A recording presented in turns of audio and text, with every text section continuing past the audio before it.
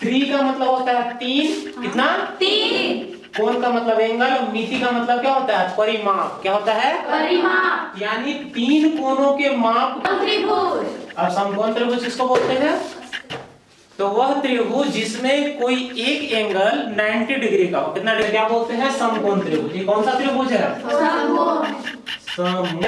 हम लोग समकोण त्रिभुज के बारे में समझते हैं कि समकोण त्रिभुज में जो 3 गो भुजा होता है उसको क्या बोलते हैं, ठीक है। खड़ा होता है उसको क्या बोलते हैं लंब, क्या बोलते हैं लंब, इसी को बोलते हैं परपेंडिकुलर। जो यहाँ इसको यदि मान ले ए बी और सी, तो ए बी जो है क्या है लंब है, क्या है लंब है, लंब।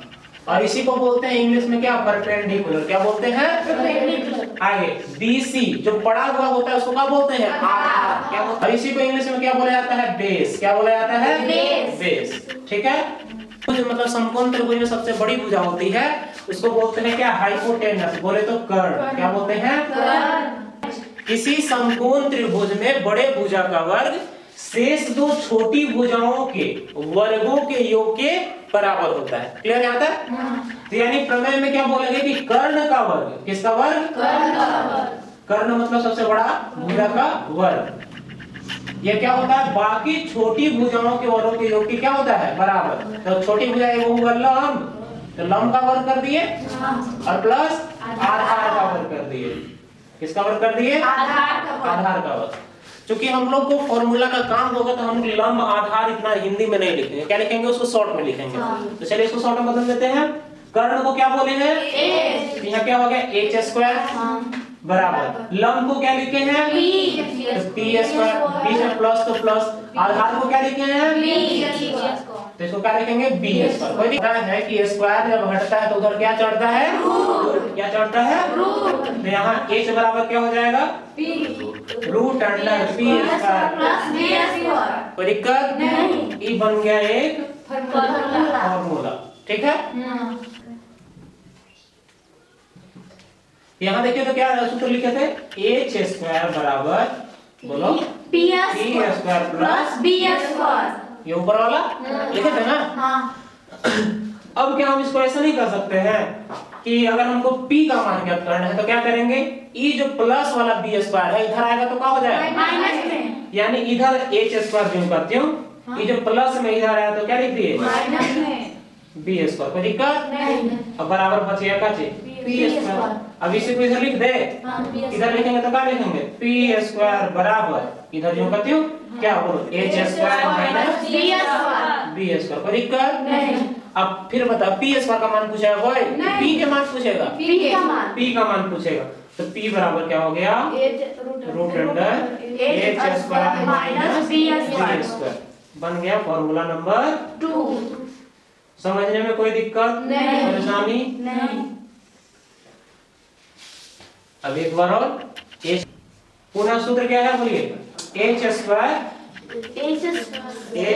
बराबर B square plus B square, अब बोलो किसको निकाले हम p निकालेंगे p b को निकालेंगे ना। हाँ। यहाँ कुछ नहीं तो प्लस क्या कुछ नहीं तो प्लस, इधर आएगा तो क्या हो जाएगा तो इसको इसे लिख सकते हैं h square minus p square बराबर जो करते हो b स्क्वायर बराबर उधर है ना b स्क्वायर लेकर चेंज होगा नहीं, p को इधर हम लोग ला रहे हैं तो क्या कर दिए माइनस p स्क्वायर। अब इसको इधर कर देते हैं तो बोलो b स्क्वायर बराबर क्या हुआ बोलो h square minus p square, इसलिए b बराबर क्या हो गया root under h square minus p square, कोई दिक्कत नहीं, ये बन गया क्या सूत्र नंबर 3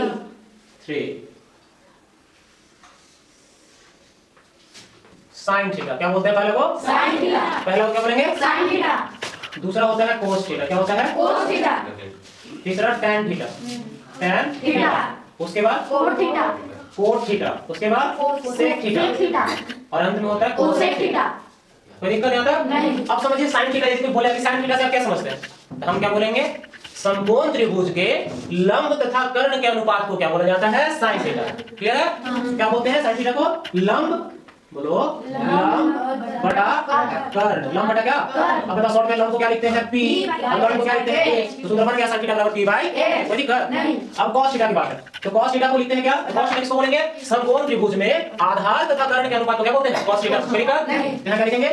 आधार बटा कर्ण के अनुपात को क्या बोलेंगे? cos theta. अब बताइए आधार को क्या लिखते हैं शॉर्ट में?